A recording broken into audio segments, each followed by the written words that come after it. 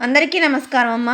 ఈరోజు మనం తెలుసుకుంటున్న అంశం ఏంటంటే ఈ 6వ తరగతి తెలుగులో 2వ సెమిస్టర్లో మొదటిగా వచ్చే 7వ పాఠ్యాంశమైన మమకారం అనే పాఠ్యాంశానికి సంబంధించి భాషాంశాలను టెక్స్ట్ బుక్లో ఉన్నట్టు చూద్దాం. ఈ మమకారం పాఠ్యాంశాన్ని రచించిన రచయిత పేరు చిలుకూరి దేవపుత్ర గారు. ఈయన మన అనంతపురం జిల్లాలోని కాలువపల్లిలో జన్మించినారు. ఈయన గురించి ఎప్పుడు ఇస్తూనే ఉంటారు, ఉద్దేశం ఇస్తారు. మమకారానికి సంబంధించి 1 మార్క్కి 2 మార్క్స్కి. చిలుకూరి దేవపుత్ర గారి గురించి చాలాసార్లు ఎగ్జామ్లో ఇచ్చినారు. అనంతపురం జిల్లాలోని కాలువపల్లిలో ఇతను జన్మించినారు.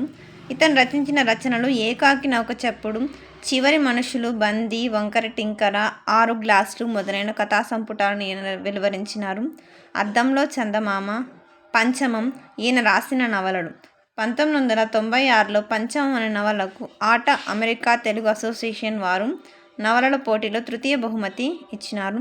2000 సంవత్సరంలో పొట్టిశ్రాములు విశ్వవిద్యాలయం వారు వీరికి ధర్మనిధి పురస్కారం, 2001లో చాసో స్ఫూర్తి సాహితీ సత్కారం, ఆంధ్రప్రదేశ్ గుర్రం జాషువా పురస్కారాలు ఈయనకు లభించినాయి. ఈ పాఠం చిలుకూరి దేవపుత్ర రాసిన 6 గ్లాసులనే కథా సంపుటం ఉంది. ఇప్పుడు మనం భాషాంశాలకు వెళ్ళిపోదాం. మనకు అవే కదా చాలా ఇంపార్టెంట్ కదా. వ్యక్తీకరణ సృజనాత్మకతలో ఈ పేజీలో ప్రశ్నలు ఉంటాయి. భాషాంశాలు ఇక్కడ మొదలైతే 1వ ఆతో క్రింది సూచనల ఆధారంగా కాతో అంతమయ్యే పదాలను రాయండి. చూడండి, ఈ పాఠం పేరేంది? కారం కదా, మమకారం. తర్వాత ఎదుటి వారికి మేలు చేయడం ఏంది? ఉపకారం. ఎదుటి వారిని గేలి చేయడం వెటకారం. తర్వాత దట్టమైన చీకటి ఏంది? అంధకారం. గర్వం అహంభావం ఏంది? అహంకారం. ఓకేనా. తర్వాత నెక్స్ట్ 2వ క్రింది వాక్యాలను చదవండి. గీత గీసిన పదాలకు అర్థాలను తెలుసుకొని సొంత వాక్యాలను రాయండి.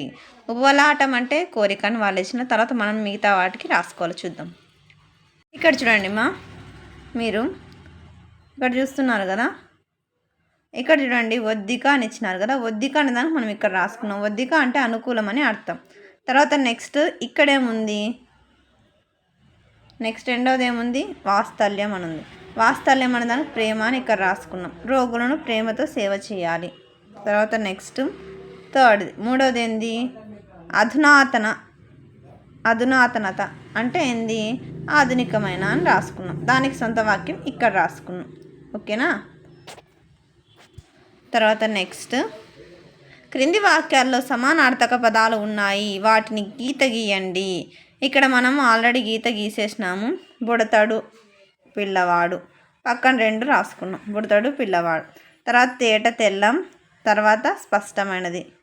తర్వాత శైలి, పద్ధతి. వాటిని మనం పక్కన సపరేట్గా రాసుకుంటాం, తెలుసు కదా. తర్వాత నెక్స్ట్ వ్యతిరేక పదాలను జతపరచడం. పండితుడు అంటే పామరుడు, సరసం అంటే విరసం, అదృష్టం అంటే దురదృష్టం. తర్వాత క్రింది ప్రకృతి వికృతులను జతపరచండి. ఇక్కడ ఆశ్చర్యం అంటే అచ్చరువు, భయం అంటే పుయ్యుడు అని ఉంది, కానీ దానికి సాధారణంగా ఎగ్జామ్లో భయం అని ఇస్తారు. ఓకేనా. శ్రీ అంటే ఇంటి. తర్వాత వ్యాకరణ అంశాలు. సామాన్య వాక్యాలను సంక్లిష్ట వాక్యాలుగా మార్చి రాయడం ఎలాగనే ఇదే ఉంటుంది. ఓకేనా. మీరు ఇది కూడా స్క్రీన్ షాట్స్ తీసుకోండి, ఎగ్జామ్లో ఇలా కూడా ఇవ్వచ్చు. తర్వాత నెక్స్ట్ 2వలో క్రింది సామాన్య వాక్యాలను సంక్లిష్ట వాక్యాలుగా మార్చి రాయండి అని ఇచ్చినారు కదా. గురువుగారు పాఠం చెబుతున్నారు, గురువుగారు నవ్వుతున్నారు, గురువుగారు పాఠం చెబుతూ నవ్వుతున్నారు. అమ్మ బుజ్జగించింది, అమ్మ అన్నం పెట్టింది, అమ్మ బుజ్జగించి అన్నం పెట్టింది.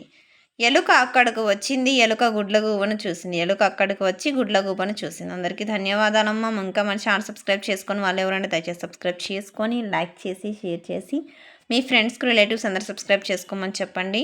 నా ఛానల్ని సబ్స్క్రైబ్ చేసుకొని ప్రత్యక్షంగా పరోక్షంగా సపోర్ట్ చేస్తున్న వాళ్ళందరికీ పేరు పేరున ప్రత్యేకమైన హృదయపూర్వక ధన్యవాదాలు. అందరికీ మరొకసారి ధన్యవాదాలు. దయచేసి వీడియోని మాత్రం స్కిప్ చేయొద్దు. అందరికీ ధన్యవాదములు.